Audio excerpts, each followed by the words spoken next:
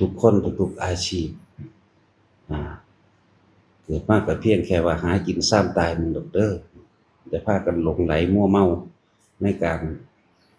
ใช้ชีวิตโดยว่าเจ้าของมียศถาบรรดาศักดิ์ว่าตัวเองมีอำนาจว่าตัวเองสามารถข่มเหงหรือรังแกผู้อื่นได้ค่าของคนอยู่ที่คุณธรรมค่าของคนอยู่ที่ความมีน้ำใจช่วยเหลือแบ่งปันบ่ได้อยู่ที่ว่ายศถาบรรดาศักดิ์และอำนาจบ่ได้อยู่ที่ตำแหน่งคนเฮาสิเคารพนับถือกันด้วยความสมัครใจเต็มใจเชื่อมั่นใจกันก็เพราะว่าความมีน้ำใจการช่วยเหลือการแบ่งปันการให้อภัยให้อภัยสมควรแก่เหตุนั่นแหละมันเกินเหตุก็บ่ให้การเมตตากับคนพาลนี่สิจะเป็นอาจเป็นโทษกับผู้อื่นต่อไปอันนี้ยึดหน้าเอาเองถ้าเฮาบ่ศึกษาธรรมะเฮาสิบ่เข้าใจชีวิตเฮาสิบ่เข้าใจการใช้ชีวิตการวางจิตการความเชื่ออิหยังต่างๆพากันศึกษาธรรมเอาไว้มั่นทุกคนสิมีวันสุดท้ายเกิดมาก็มีบ่พ้นเมื่อเกิดแล้วต้องแก่ต้องเจ็บปวดต้องป่วยและสุดท้ายก็ต้องตายจากกันควรที่สิมีความรักความเมตตาแบ่งปันซึ่งกันและกันอย่าเห็นแก่ตัวเพราะสุดท้ายแล้วบ่มีผู้ใดเอาหยังไปนำได้แต่สิ่งที่บ่ตายถึงหลายๆคนถ้าบ่ศึกษาธรรมะเข้าถึงจริงๆก็บ่มีความเชื่อปานใดคือใจเฮาเองบ่ตาย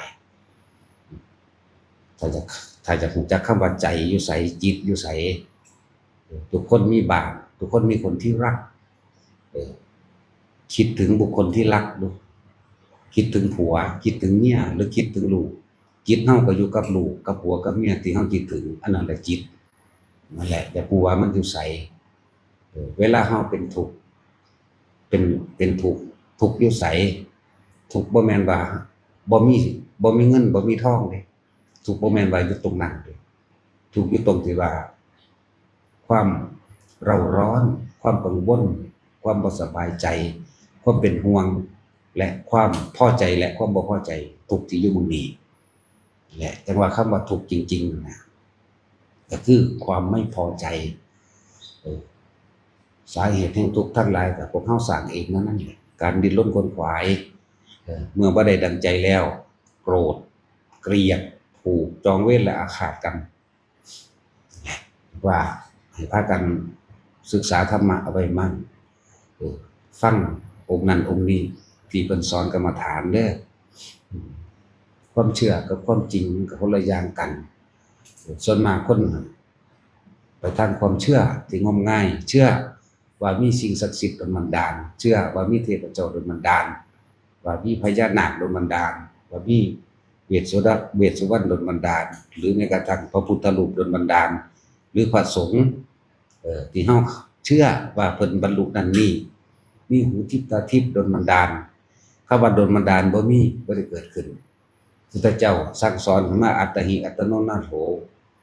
บุคคลกระทำเช่นไรย่อมได้ผลเช่นนั้นสร้างเหตุอย่างไรก็ได้ผลเช่นนั้นบ่ได้เกี่ยวกับดลบันดาลคำว่ากรรมคือการกระทำตั้งใจเฮากรรมที่สมบูรณ์เมื่อมีการคิดก่อนมีการคิดก่อนเรียกว่าจิตเจตนานั่นแหละเป็นตัวกรรมคิด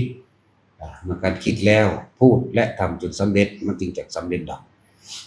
นี่แหละคำว่ากรรมคือตัวนี้บ่แม่นว่ามีผู้ใดผู้หนึ่งดลบันดาลให้เฮาทุกข์ดลบันดาลให้เฮาสุขบ่มีพวกเฮาเฮ็ดเองล้วนๆว่าฟังธรรมไปมั่งสิว่ามันจบเลยสุดเลยทีเดียวบ่ได้มองสุดเว้าได้คือทุกคนเกิดมาตายเสมอกันมีควรสำนึกตรงนี้เอาไว้มั่งเพราะสิ่งที่บ่ตายก็คือถ้าว่าบุญพวกเฮาก็บ่เข้าใจแต่ว่าบาปพวกเฮาก็บ่เข้าใจสิ่งที่เรากระทำเอาไว้จะติดอยู่ในใจของเรากังวลเร่าร้อนกระวนกระวายเป็นห่วงคิดถึงนี่เรียกว่าบาปบุญคือความสงบเย็นภายในใจของตัวเองไม่กังวลไม่เร่าร้อนบุญอันเกิดจากการให้ทานก็อย่างหนึ่งบุญอันเกิดจากการสวดมนต์ภาวนาก็อย่างหนึ่งแต่คนเว้ารวมๆว่าบุญคือเฮา มาทำบุญในมื้อนี้เฮาเข้าใจว่าเป็นของท่านนั่นแหละเอิ้นว่าบุญยังไม่ใช่บุญคือความสงบเย็นคือให้ทานไปแล้วบุญอันเกิดจากการให้ทานไปแล้วไม่อธิษฐานขอสิ่งใดแม้กระทั่งให้อายุยืนแม้กระทั่งให้ร่ำให้รวยให้ถูกหวยให้รอดพ้นให้แคล้วคลาดยังก็แล้วแต่ถ้ายังมีบุญที่ว่าให้ทานแล้วมีการขอไม่เป็นบุญสาธุขอให้ผู้ขาถูกหวยขอให้ผู้ขาถูกลอตเตอรี่แจ็คพอตรางวัลที่1ให้ลูกสอบได้ให้บุญรักษาเทวดาคุ้มครองให้อายุยืนอันนี้ยังมาเป็นบุญเด้อขนาดว่าทำบุญในพุทธศาสนายังบ่เข้าใจบุญบุญนั้นเกิดจากการให้ทานแล้วไม่หวังผลในทานไม่มีจิตผูกพันในผลแห่งทานมีมุ่งการสมในความอยากได้อยากดีอยากมีอยากเป็นทานนั้นจะเป็นประโยชน์ต่อผู้รับทาน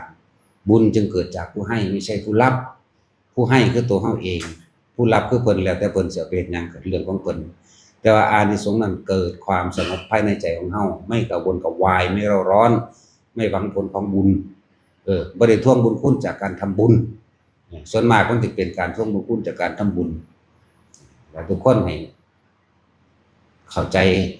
หลักของพุทธศาสนาแน่ทำเหตุเช่นไร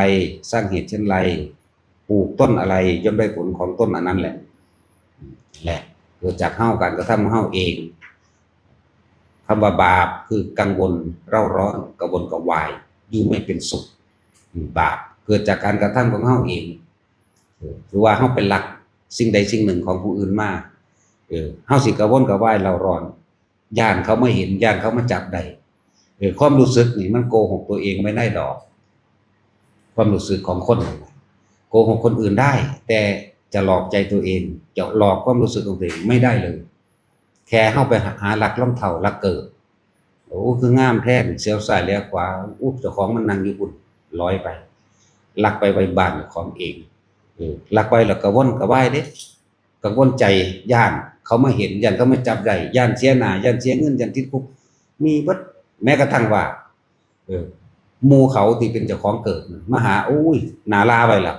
เนี่ยความรู้สึกของบาปเป็นแบบนั้นเด้อเร่าร้อนกระวนกระวายบ่ต้องไปลึกล้ำถึงว่าต้องไปตกนรกได้ถ้าเฮายังตายในขณะจิตสุดท้ายรู้จักคำว่าจิตสุดท้ายบ่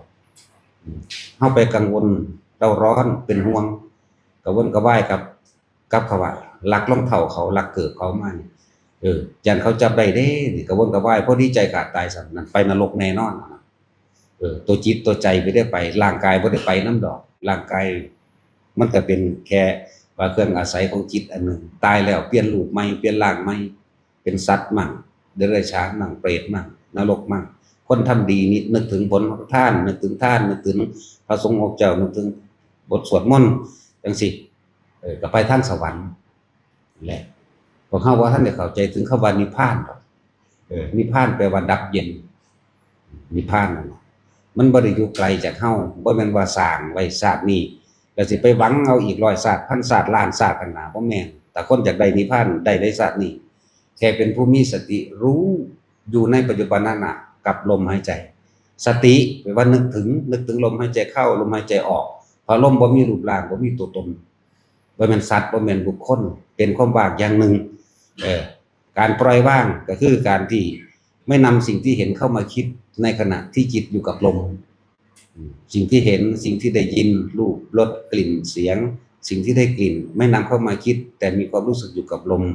เท่ากับสิเพียงแค่ว่าเป็นผู้รู้เฉยๆเห็นเฉยๆได้ยินเฉยๆมันก็ปล่อยของมันเองการปล่อยคือการไม่นำสิ่งที่ตาหูจมูกลิ้นกายนำเข้ามาคิด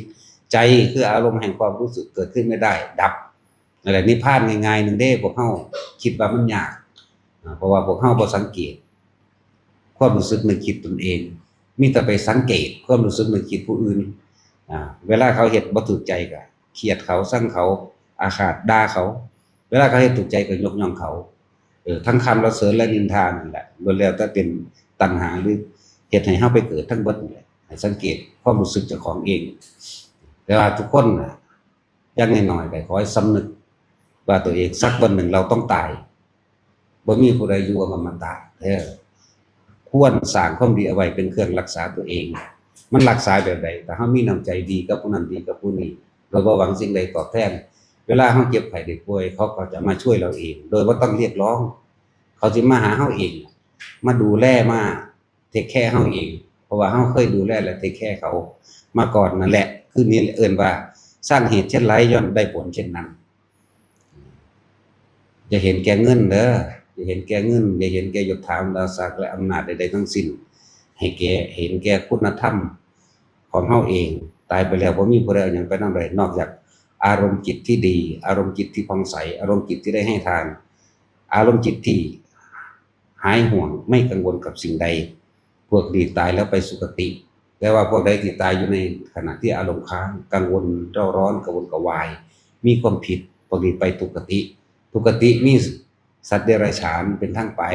มีเปรตเป็นทางไปอสุรกายเป็นทางไปนรกเป็นทางไปสุขติมีเทวดาพรหมถึงที่สุดคือพระนิพพานแหละพวกเฮาสิพ้นทุกข์ได้โดยแท้จริงมีทางเดียวคือนิพพานเท่านั้น